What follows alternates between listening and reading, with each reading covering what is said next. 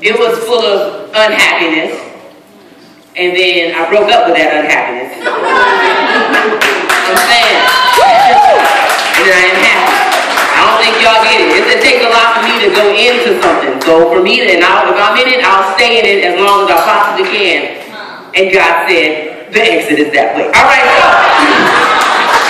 But what I realized, the lesson that I learned in that is that poets will write, we write our destiny. We manifest the things that we write down. And I had to think about the fact that I wrote my life 6 damn years ago. And somehow, I found myself living my own poetry and didn't realize it. So, I realized it. Okay, I know. And my best friend's like, hello, go home and listen to your own album. And when I did, I was like, cut it out. Cut it out. Okay, so, if you are ever this person, I'm going to go ahead and retire this piece tonight because I'm going to retire this feeling. I will never be this person again, so help me God. There you go. I'll retire this piece. All right. The closer I get to you, let's go. The more you make me feel miserable.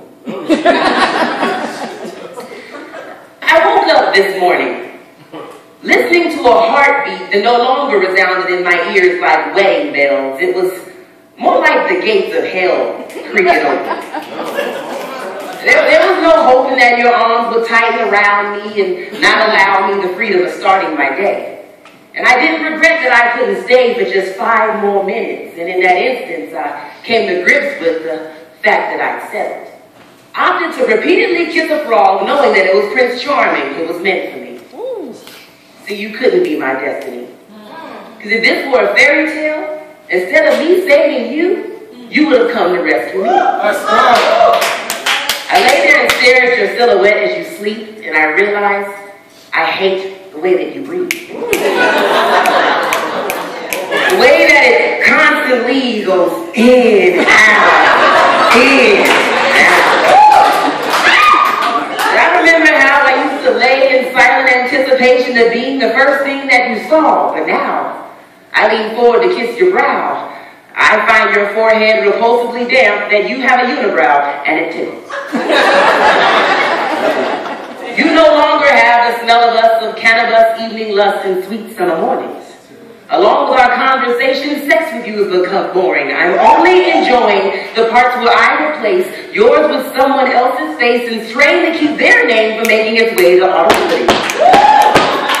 Only giving your tiny erection the credit for killing me when I had committed suicide a long time ago when I cut my heart out to give it to you. I placed so much focus in you that I left little to nothing for myself, except for the thought of losing you to somebody else, and I let it push me to the furthest points of disparity, had me placing love with sincerity on the lowest levels of the totem pole and trying to force a square to fit a heart-shaped hole. And if I don't love the way you hold me. Plus, I don't want to be lonely, so I ignore the warnings that the love I'm seeing isn't shown to me only. Place my best judgment on the back burner and knowingly let a lying tongue console me. See, my champagne wishes and caviar dreams have become Shasta hopes and fish stick realities of all time. But I was high on your potential, your mental, your swag, your gift of gab. Hell, you convinced me that you helped me to get shit that I already had. Now I know. That my child is going to be stuck with a dad and not a father, but I don't bother to go. I'm stuck with wide open nose, legs closed to all others as tight as my eyes are to the truth. Hopelessly devoted to you on a level Olivia Newton-John has never seen, but still waiting. Without justification, where unfulfilled promises of being your queen and therefore treated as such, but your touch erases the faces of those who chose to use my heart as a hacky sack. My face is a punching bag and my womb is their personal playground, so I guess you just lie and drain my bank account. I guess I'd rather have bounce checks than fingers wrapped around my neck. See, I've given up on Mr. Equally Yoked because I keep running into these rotten eggs. See, I'm very well aware that you're nowhere near the best man that I can get. There are far more men out there that grow far better than that haven't slept with every chick that lives west of the Mississippi.